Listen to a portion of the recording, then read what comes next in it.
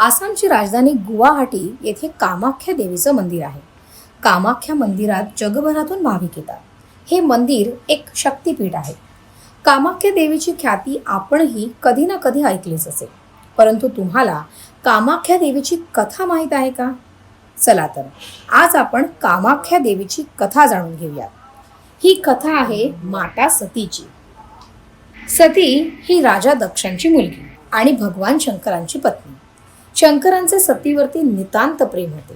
राजाची मुलगी असूनही सती शंकरांसोबत कठीण अशा परिस्थितीत राहत होती याचा भगवान शंकरांनाही हेवा होता.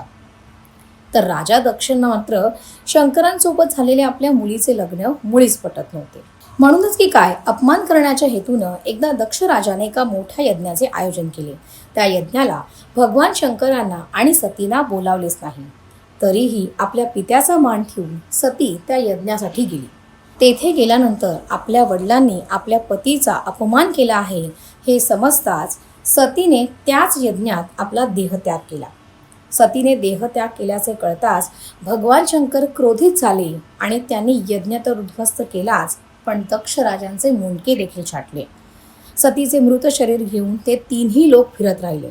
शंकरांचा राग काही केला शांत होईना. सतीच्या मरणाचे दुःख त्यांना स्वस्थच बसू देत नव्हते. त्यांनी रुद्रतांडव केले, जे दुःखाचे प्रतीक मानले जाते. त्यामुळे सृष्टी देखील ढासळू लागली. शंकरांना शांत करण्यासाठी भगवान विष्णूंनी आपल्या सुदर्शन चक्राने सतीच्या शरीराचे 51 भाग केले. ते भाग जिथे जिथे पडले तिथे तिथे शक्तिपीठ तयार झाली. जिथे सतीची योनी पडली त्या ठिकाणी हे कामाख्या मंदिर उभे राहिले. कामाख्या देवी ही प्रजनन शक्तीचे प्रतीक मानले जाते. येथे तुम्हाला देवीची मूर्ती दिसणार नाही, तर गर्भाशयाच्या आकारात असलेल्या दगडाची येथे पूजा केली जाते. वर्षातून एकदा येथे आंबोबाची महोत्सव साजरा केला जातो. असं म्हणतात की या काळात ही दिव्य आदिशक्ती मासिक पाळीतून जाते. म्हणूनच 3 दिवस येथील दरवाजे बंद असतात.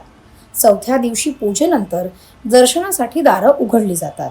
या काळात देवीला अर्पण केलेली वस्त्रे जी रक्तवर्णी होतात ती प्रसाद म्हणून भक्तांना दिली जातात.